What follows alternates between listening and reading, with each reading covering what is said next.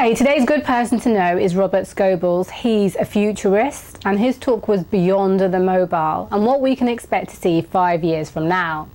Now Robert's really cool because he gets to see new innovations before they're released. He told us about Meta, an augmented reality company that hasn't sold a thing but managed to secure $1.3 billion in investment. He told us about the technology installed in a stadium which watches your every move and said that American Airlines will be installing that across all airports. He also told us about Fan Cam, a HD camera that can be controlled anywhere, and said that shopping centres will be installing those all around the world.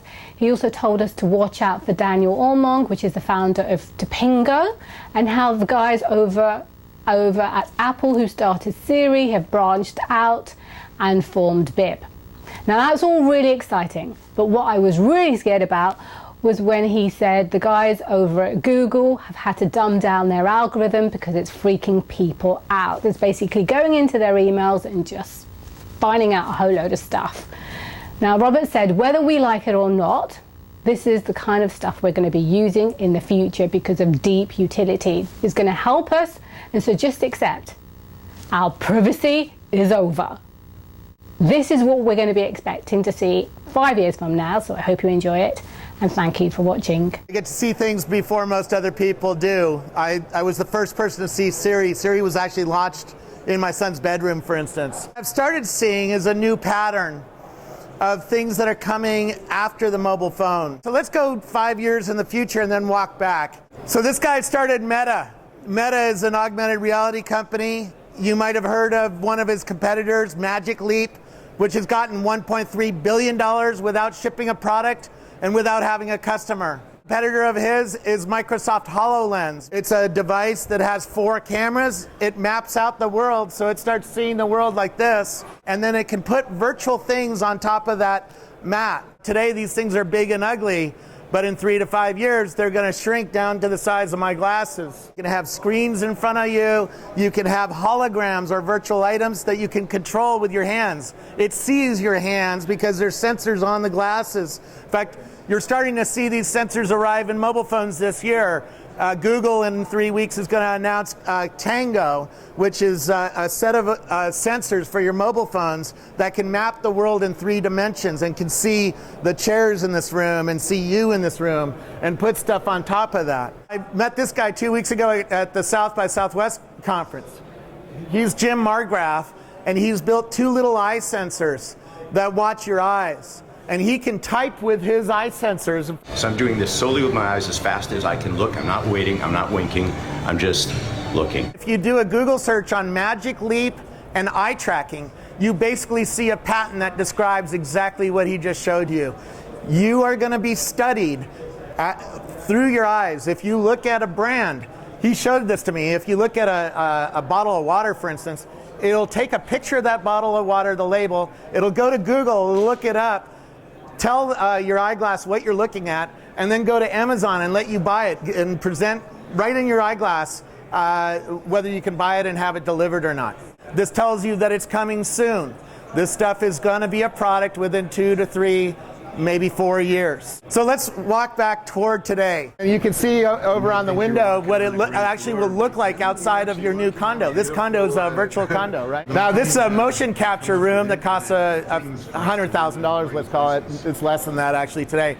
If you go to Ford's R&D lab, they have a room like this to design cars. If you go to Disney, they just designed a new theme park that's opening in Shanghai in June. They designed the entire park in virtual reality like this because they don't build models anymore. They build everything virtually in CAD drawings, and they walk the stakeholders through the park and say, hey, is the hamburger stand in the right place for our visitors? And if it's not, they just move it, right? This is ODG's glasses. They're made in San Francisco. You look at a drawing of a building, and it augments. So the CAD drawing of the building pops off of the paper, and that's what he's seeing. We just see the piece of paper. These are already being used by Caterpillar and Boeing for maintenance workers. Let's keep coming back toward today. Snapchat is going to bring out a connected camera this year. They bought this guy's company called Epiphany Eyewear, And 2 years ago, he put a 1080p camera inside a sunglass frame. That was 2 years ago. So how big is it today? It's 1/4 the size of what it was 2 years ago. That's what Moore's Law does for us. That's the prototype.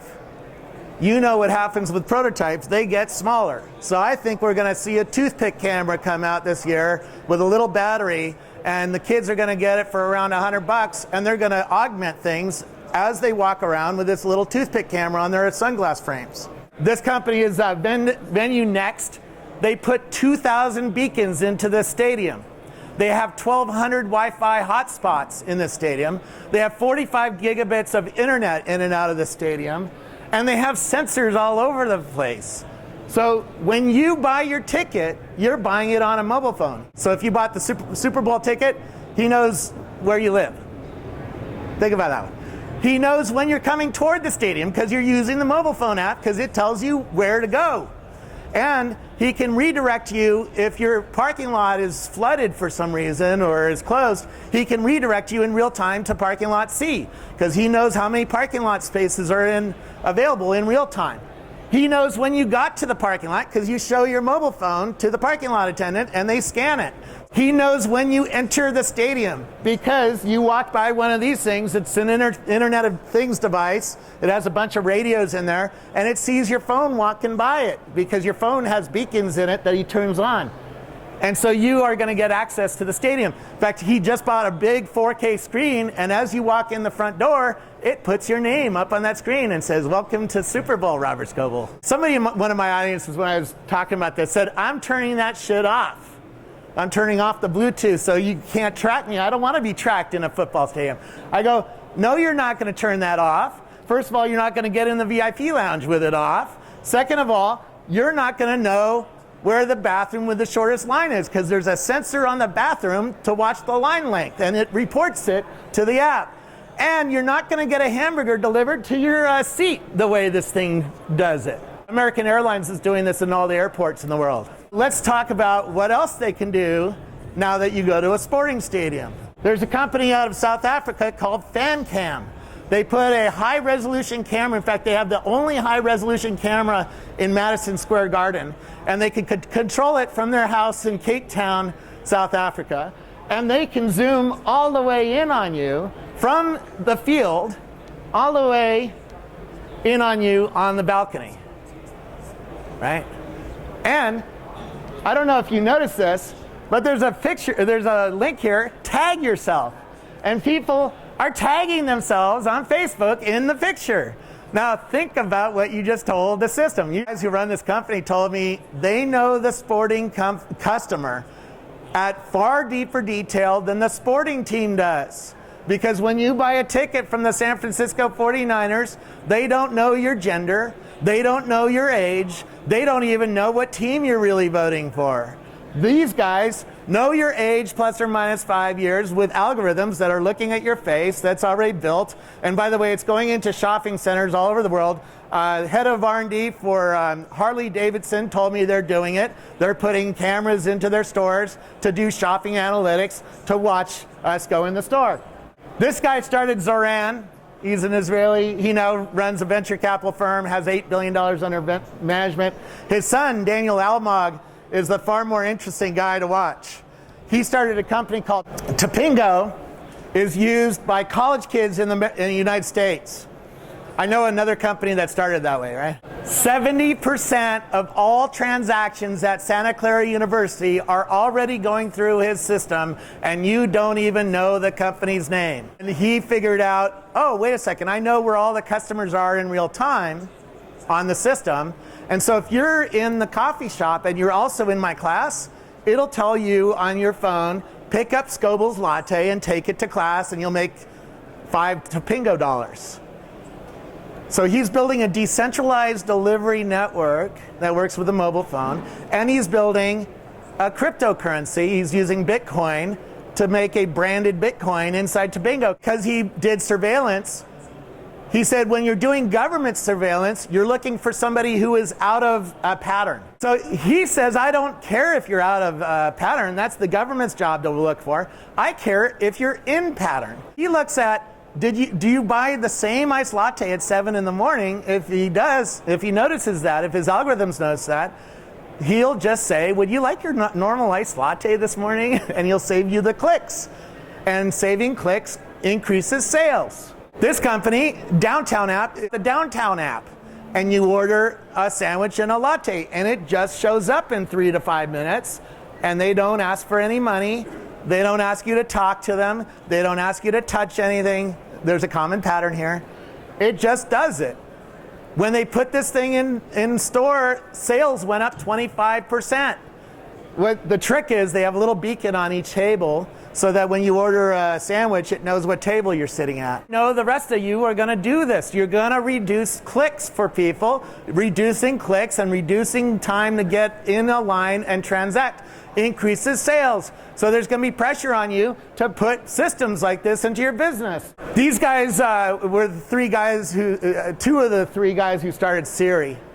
And they've left Apple and they're starting a new company called Viv, V-I-V. Apple, Siri has 80 lines of code between your utterance and the API call for Foursquare or for anything. And if Apple hasn't written that 80 lines of code, it fails and goes to Bing. So these guys said, that's a stupid system. Hard coding is stupid. So he said, we're going to make a system that codes for you as you type. As you type a search, it builds the 80 lines of code that does the query, and it builds a profile. You're going to see this coming out this year sometime. That way it'll save you clicks over time and save you talking, because the next time you want a pizza, as long as you want the same pizza, you just say, get me a pizza, please. You hook this thing up to Internet of Things devices in your house, and you can control them with your voice from Echo. Echo has 8 microphones around it. It hears me from every room in my house, one device. So think about that. If you say, Alexa, buy me some toilet paper, it has a profile on you of everything you bought from Amazon. Starting to build new kinds of Internet of Things companies to react to this new delivery world. This is a company out of Seattle that sells you a little plate for your front door. Your UPS driver puts your package on that plate. As soon as it touches the plate, your phone gets a notification. And if somebody steals the package, you also get a notification, and it fires your drop cam off, and it shows you in real time, this guy just stole your package. One of the guys who runs artificial intelligence for Google, and he said, man, at work we have to dumb down our algorithms. I'm like, what do you mean dumb down your algorithm? He goes, well, Google now, it's already too freaky for people. It's freaking people out.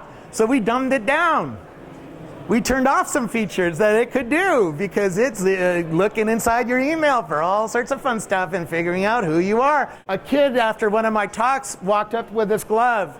He has not even turned this into a company yet. He built his own glove for less than $5,000 that lets him type on the glove with his virtual reality glasses. So in 3 years, this guy's going to be building a company, and we're going to be buying his gloves so we can type on our fingers and use our eyes. You're going to be using this stuff because there's going to be deep utility. It's going to help you live your life. So we're going to use this stuff, and we're going to be studied. So I believe we need a new discussion industry-wide around privacy, because privacy is over. This is a new world. We're going to walk into shopping malls and they're going to see us in 3 dimensions. They're going to see all sorts of data coming off of us, and we're going to study it for ourselves, right? The South African cycling team told me he is studying the urine, the poops, and he has all of his cyclists wearing these things. He forces his employees to wear sensors, and he runs his team by the data, and his team is starting to win. Yes, I was totally scared to hear all that. That's our future. So I went up to Robert afterwards and I wanted to know how he felt about it. And he said he wasn't scared at all because he just knows he's got to be careful. So I hope you enjoy this video. Please subscribe to see more, and thank you for watching.